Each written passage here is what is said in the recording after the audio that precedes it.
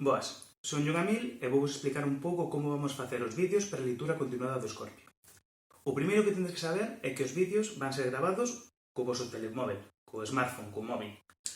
Isto é así porque é un aparello que todo o mundo máis ou menos pode ter na casa e garantimos que a cualidade dos vídeos sexa parecida en todos eles. Eu mesmo estou a gravar agora mesmo este vídeo con un telemóvel, sen ningún tipo de microfone nin nada aparte. Entón, este vídeo vai ser máis ou menos da mesma cualidade do que van ser os vosos, para que teñades unha referencia. Que cousas son importantes ter en conta a hora de gravar o vídeo? Primeiro o son. Queremos que se escuite ben o vídeo. Entón, vamos gravalo nun interior e coas portas e as xanelas fechadas. Que non entre ruido do exterior, por favor. Tamén é importante a voz. A nosa voz temos que proxectala e falar cun ton de voz alto. Sei que pode dar un pouco de vergoña falar dentro dunha cámara se non estamos afeitas, mas, por favor, tentai sobrepasar esa vergoña e facelo da mellor maneira posible. O formato do vídeo é importantísimo que o vídeo gravedes en horizontal. Se tenes alguén pola casa que vos poda gravar o vídeo, penso que vai ser mellor. Se non tendes ninguén, gravai como cuidades apoiando o aparello onde boamente podades, mas que sexa en formato horizontal. Iso sí que é moi importante. Seguinte, o encuadramento do vídeo. O vídeo vámoslo gravar estando sentadas, nunha cadeira, nun sofá, onde for, mas sentadas. E que o plano sexa desde os xoellos, máis ou menos por aquí, até por riba da cabeza. Que sexa máis ou menos este o encuadramento que teñamos. É mellor que leamos directamente do libro, que teñamos o libro na man e leamos del. Se non tende o libro, non vos preocupades tampouco en exceso, podedes ler dun folio, mas sempre queda máis aparente se o facemos do libro. O fundo, entendemos que cada casa é diferente, e claro, os fundos van variar. Tentai, polo menos, que sexa un fundo que non sobresaia, que resaltedes vos sobre o fundo e que non vos misturedes con ele, para que se vos vexa ben, que diso se trata. E a luz, tamén é importante que haxa boa luz, que estea ben iluminado. Entón, tentai acender todas as luces que podades e facer o que boamente podades. Aclarado todo isto, vamos falar agora de como ler o libro. O libro está escrito en galego internacional, en galego reintegrado, e entendemos que moitas de vós non estades afeitas a ler nesta ortografía.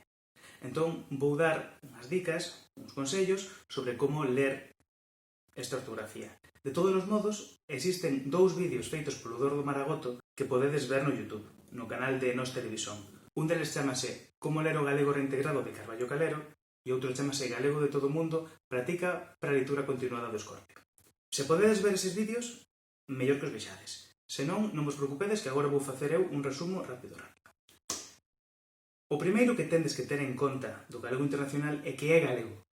Non é outra lingua diferente. As palabras que están aí escritas están escritas de maneira diferente á do galego da Real Academia Galega, mas son as mesmas palabras, é o mesmo galego. Entón tendes que lelo como vos ledes o galego, como vos falades. Ben, aclarado isto. O primeiro que tendes que saber desta ortografía é que as normas de acentuación son diferentes, mas a acentuación das palabras é a mesma.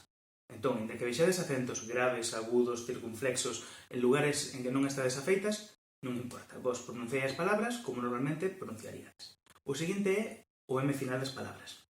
As palabras en galego internacional acaban en M e non en N. Mas a pronuncia en ambos os casos é a mesma, que non é ben M nin N, senón que é a nasal velar na maioría dos casos. Entón, se vemos escrito un amigo, leremos un amigo e non un amigo. Ou seja, corazón e non corazón.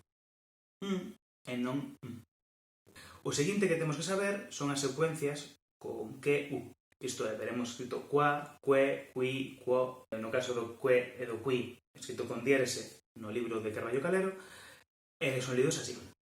Por exemplo, veremos cuando ou frecuente.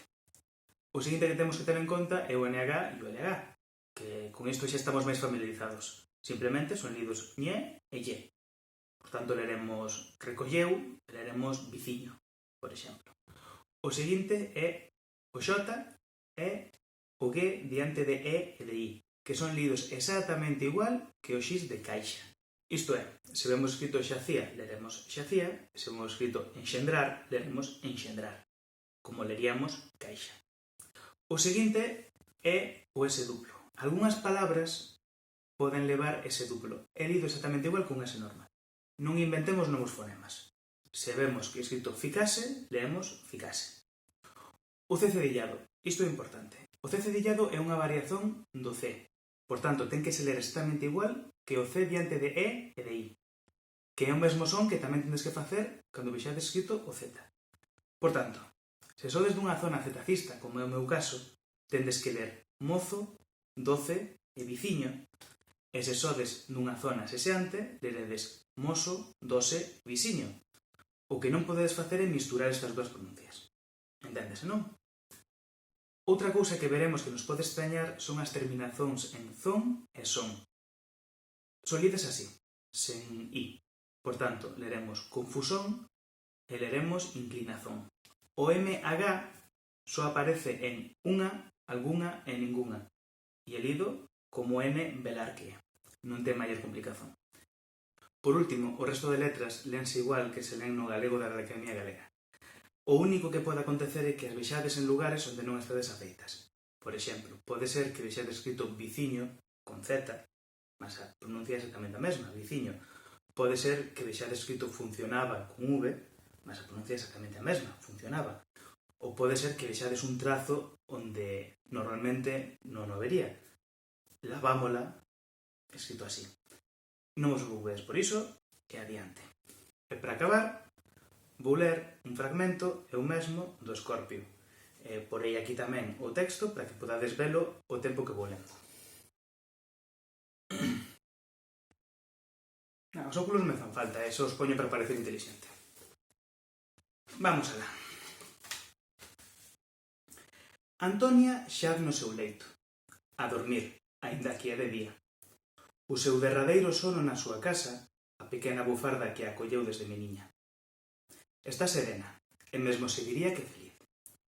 Tan tranquilo e doce é o sorriso dos seus labios finos que parece que achan neste derradeiro sono a verdadeira dita. Dormo o seu derradeiro sono antes de sair para dormir fora definitivamente no Alto de Canido. Mercedes e máis eu lavámola e vestímola cuidadosamente. Mudamos as roupas do leito acarretando do noso o que no niño da morta non se achou. Todo está limpo e puro, branco e brillante como unha prata. O neno dorme no meu andar. Algúns viciños, algunhas amigas viñeron darlle a pobre o adeus definitivo. O subir de mañá, serían as 8, o vin chorar o neno. Ela xacía pálida, envolta en sangue. O neno tamén estaba ensangrentado. Por que esa hemorraxía? Onte parecía chea de saúde. Non quixo que ninguén ficase con ela pola noite. Puña o peito o meniño e cuidaba del, mas algo funcionaba mal no seu corpo, e a vida fóiselle en sangue. Que vai ser deste neno? E isto é todo.